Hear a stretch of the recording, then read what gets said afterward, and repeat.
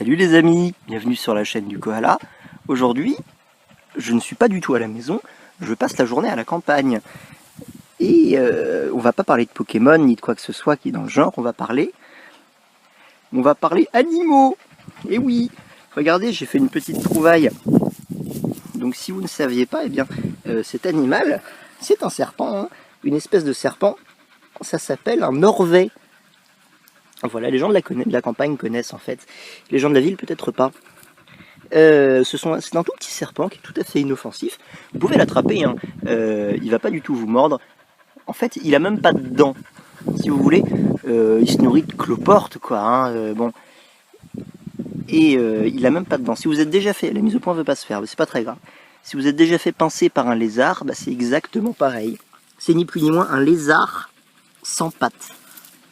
Et de la même façon qu'un lézard peut découper sa queue, eh bien, ce serpent peut faire ça aussi. Vous voyez, c'est pour ça que je le tiens par la partie avant de son corps, hein, et non pas par sa queue, parce qu'il pourrait la détacher.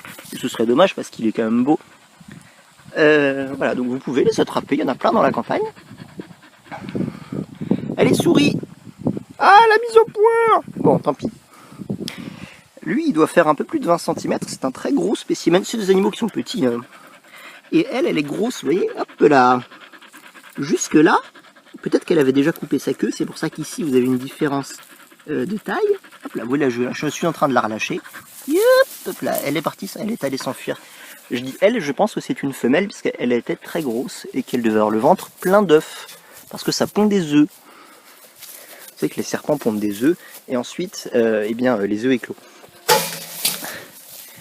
Pourquoi je suis sous une tôle? Eh bien parce que ce sont des serpents, des petits animaux qui adorent se cacher sous les tôles. Vous savez que les reptiles sont des animaux à sang froid, comme les lézards, les caïmans, les crocodiles, tout ce que vous voulez. Et donc, sous les tôles, l'été, eh bien il fait chaud. Les tôles accumulent de la chaleur et de plus. Évidemment, cette tôle, elle est posée sur de l'herbe qui a été repliée, et donc qui forme une bonne cachette naturelle. Donc vous voyez que là j'ai une tôle, mais j'en ai quelques autres qui sont disposées dans le champ. Et eh bien écoutez, si je te trouve une autre créature intéressante, je vous en parlerai. Allez, à plus. Et de retour, on se retrouve. Je vais vous présenter, alors cette fois-ci c'est pas du tout un serpent, c'est quelque chose de beaucoup plus commun. Mais vous allez voir, c'est rigolo. Et oui, ce sont des punaises. Mais des punaises qui baisent. Et oui, c'est pour la rime. Alors on peut les observer de près. Ça aussi c'est complètement inoffensif, hein. Où sont-elles? Elles sont là. Voilà, les fameuses punaises rayées. Donc voilà, les punaises, c'est comme ça que ça s'accouple, les gars. Alors si vous voulez les trouver, il y en a un peu partout. Mais il y en a surtout sur ces plantes, sur ces fleurs blanches là, dont je ne connais pas le nom. Mais il y en a beaucoup. Allez, on se retrouve pour une prochaine trouvaille. Re à tous, je vous retrouve une troisième fois. Donc j'ai continué un petit peu mes recherches et j'ai trouvé cet animal, voilà, qui est un lézard, tout un lézard commun en fait. Hein. Est-ce que la mise au point va bien se faire? Elle se fait pas. Bon, vous le voyez en tout cas. En fait, ce que vous voyez là, c'est un lézard qui est malheureusement, il est mort. Hein. C'est-à-dire qu'il était caché évidemment sous une tôle et lorsque j'ai soulevé la tôle, évidemment il a été surpris, il est allé se cacher sous un caillou, j'ai essayé de soulever ce caillou et ben, il est mort sur le coup en fait. Et je l'ai écrasé sans faire exprès bien sûr. Donc bah, je me sens très très con. Mais pourquoi je vous en parle? Parce que vous montrer un animal mort, c'est pas cool du tout. Simplement, eh ben, écoutez, ça fera office de prévention pour moi, parce que c'est la première fois que ça m'arrive. Et surtout, pour tous ceux qui regarderont cette vidéo, bah faites attention, parce que c'est très fragile en fait, ces petits animaux. Hein. Alors si vous voyez sa queue bouger, c'est parce que, j'en parlais tout à l'heure, bon c'est un petit peu le vent aussi, mais vous savez que c'est un organe un peu à part, comme chez l'orvet que je vous ai montré il y a quelques minutes. C'est un organe qui peut bouger tout seul en fait. Il a la capacité de la détacher de son corps et elle continue de bouger.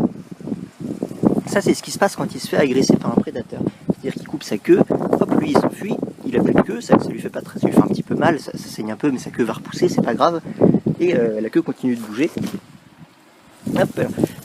la queue continue de bouger, et puis le prédateur reste occupé par la queue, ce qui laisse le temps au lézard de s'enfuir. Là, il y a un phénomène que je ne connaissais pas, qui est même après sa mort, sa queue semble continuer un petit peu de bouger.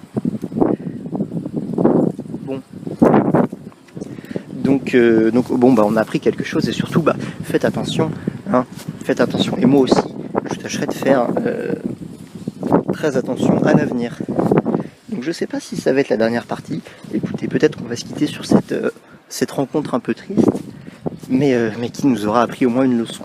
Voilà, c'était le koala, et je vous souhaite à tous et à toutes une bonne journée. Rebonjour à toutes et à tous. On se retrouve dans un fossé, au bord d'une route. Un fossé, évidemment, qui est plein de ronces et d'orties, mais ce sont les ronces qui nous intéressent ici. Et donc on est face à un nouvel animal qu'on n'a pas encore vu. Et il est là. Alors, elle est pas belle? Alors attendez, parce que en vrai, elle a des couleurs magnifiques, seulement, la mise au point. Alors là, rassurez-vous, je ne suis pas tout près, j'ai un effet zoom, mais la mise au point se fait sur les feuilles. Bon, vous avez vu, c'est une araignée, mais pas n'importe laquelle. C'est ce qu'on appelle... Ah oui, voilà, très bien. C'est ce qu'on appelle une épère. Vous en avez peut-être déjà vu. Alors, elle n'est pas très grande, mais pour une araignée française, elle est de bonne taille quand même. Elle doit faire, je pense, 2,2-3 cm de diamètre avec les pattes écartées. Donc, à ceux qui sont arachnophobes, bonne chance à vous. Et puis, en réalité...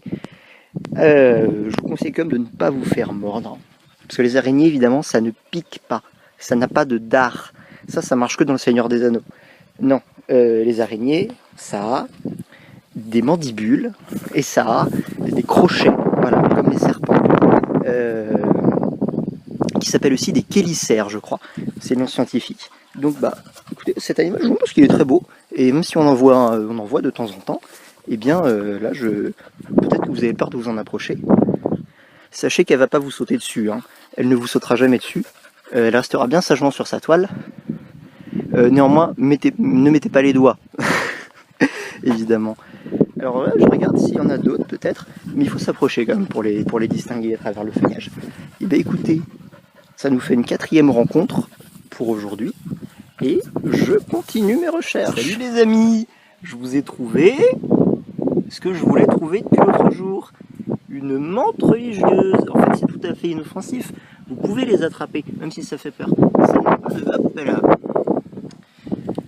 Ça n'a pas de venin, ça ne peut pas faire mal à un humain. C'est un prédateur pour les autres insectes parce que vous imaginez bien que c'est un gros insecte pour les insectes européens et français. Et surtout, ça... alors, je vais essayer de l'attraper, vous allez voir. Hop là. Viens ici. Tac. Hop là. Ça a des grosses pinces, des grosses pattes. Mais pour nous, les humains, c'est tout à fait inoffensif. Hop là. Et voilà. Donc vous les trouvez dans les champs, un peu partout. Hein. Et puis, je vais la relâcher. Donc je vais pouvoir vous montrer le mimétisme. Je vais la relâcher là où je l'ai trouvée. C'est-à-dire là. Et hop là. Allez, plus tard.